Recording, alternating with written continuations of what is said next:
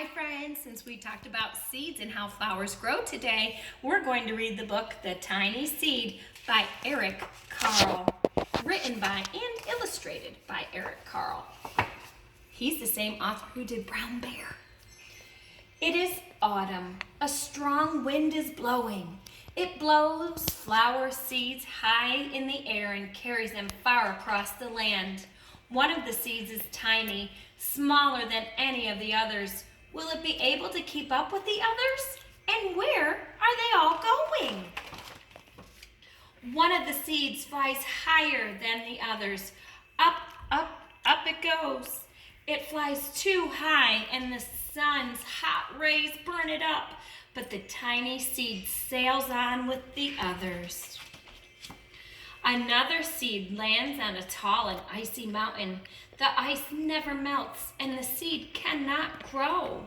The rest of the seeds fly on, but the tiny seed does not go as fast as the others. Now they fly over the ocean. One seed falls into the water and drowns. The others sail on with the wind, but the tiny seed does not go as high as the others.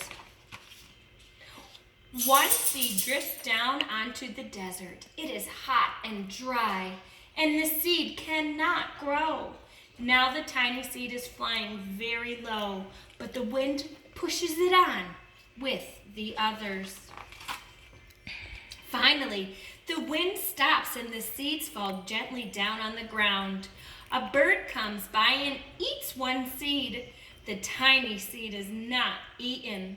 It is so small that the bird does not see it. Now it is winter. After a long trip, the seeds settle down.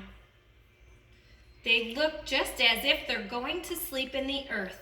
Snow falls and covers them like a soft white blanket. A hungry mouse that also lives in the ground eats a seed for his lunch. But the tiny seed lies very still, and the mouse does not see it. Now it's spring. After a few months, the snow has melted. It is really spring. Birds fly by. The sun shines. Rain falls. The seeds grow so round and full they start to burst open a little. No, they are not seeds anymore. They are plant seedlings. First, they send roots down into the earth, and their little stems and leaves begin to grow toward the sun and air. There is another plant that grows much faster than the new little plants. It's a big fat weed. And it takes all the sunlight and the rain away from one of the small new plants, and that plant dies. The tiny seed hasn't begun to grow yet. It will be too late. Hurry! But finally, it starts to grow into a plant. The warm weather also brings the children out to play. They too have been waiting for the sun in springtime.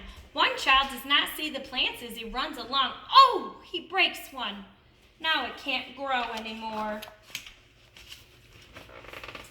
The tiny plant grew from a tiny seed, is growing fast, but its neighbor grows even faster.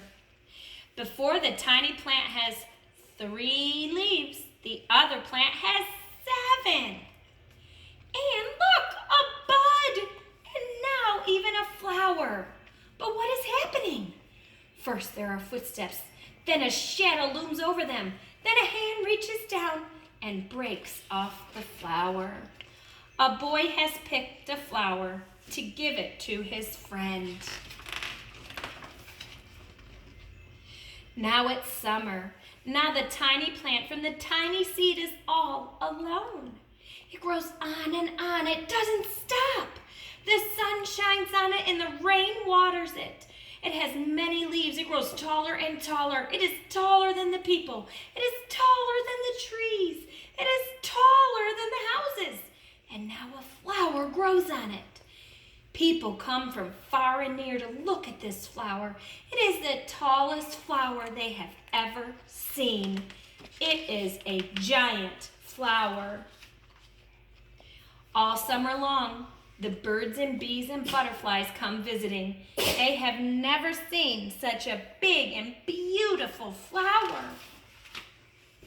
Now it's autumn again. The days grow shorter, the nights grow cooler, and the wind carries yellow and red leaves past the flower.